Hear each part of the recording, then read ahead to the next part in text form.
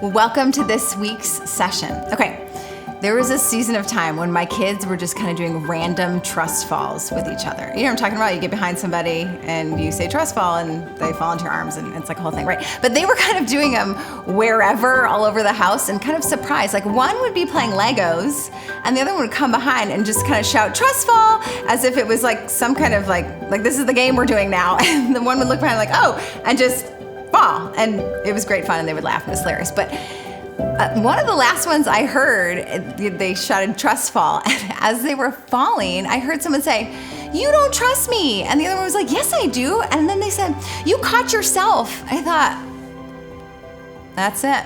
Like, how often do I say that I trust God, but I don't want to fall into his arms? Like, I catch myself. Do you know what I'm talking about? Like, how often do we say we trust God, but we take matters into our own hands? Like, how often do we say we trust God, but we hustle and we add extra to our plate? Things that he has not said, add to your plate, because we're trusting in ourselves to provide for ourselves, for our own security, our own validation, our finances. Like, we didn't ask God to provide because we're trusting, we're catching ourselves, right? Maybe we've added like a PTO president role and God didn't ask us to, or that extra side hustle, or that relationship that's really unhealthy and God didn't ask us to do that. We're not trusting him in those ways, or we're adding that problem that isn't ours, or that extra course load. It could be anything because we're not trusting the Lord. Like, how often do we say we trust God, but we're catching ourselves? And what does this have to do with the Sabbath? This week's study? Everything. Because the Sabbath is one big trust fall where we stop, we put down our work, we put down that hustle, the productivity, and we fall into his arms and we say, "You've got me and I trust you." That's what the Sabbath is all about. Friends, we are starved for rest. Right? We are overworked, we're overtired, we're overwhelmed, and we weren't designed to keep going day after day. He literally built in a day of rest every 7 days for us, where we put everything down, we fall into his arms and we say, "I trust you. I'm gonna rest, you've got it. You're in control, you're strong." So this week's study, we are gonna look at the Sabbath, like all over the Bible, like why it started, where it came from, what Jesus does with it in the New Testament. It's gonna be great. We're gonna look at Deuteronomy chapter 5, verse 15. So check this out.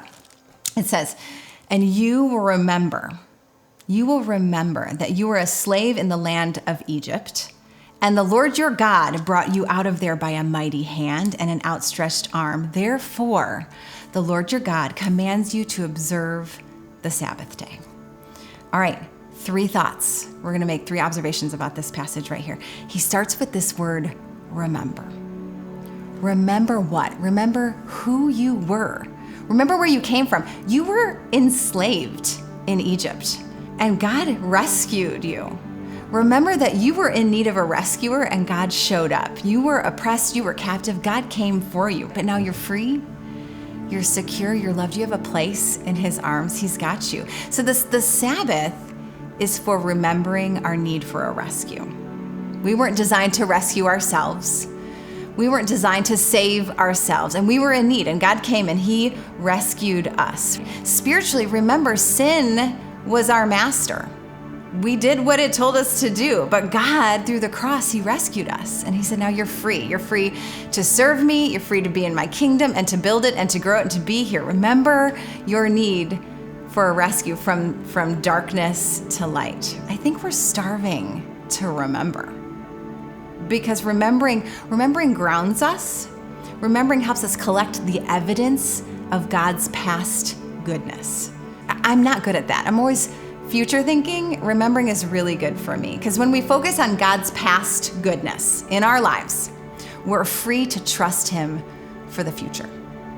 And I need that, because if I'm gonna have some trust falls when it comes to the Sabbath, I need his past goodness. So what about you? Where do you need to pause and remember?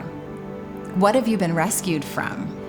Maybe you feel like you were really mastered by the scale, but you look back and you see, oh my gosh, I'm more free now than I was 2 years ago. Or maybe you were mastered by climbing the corporate ladder and getting that next promotion, that next title, but you look back and you're like, Nope.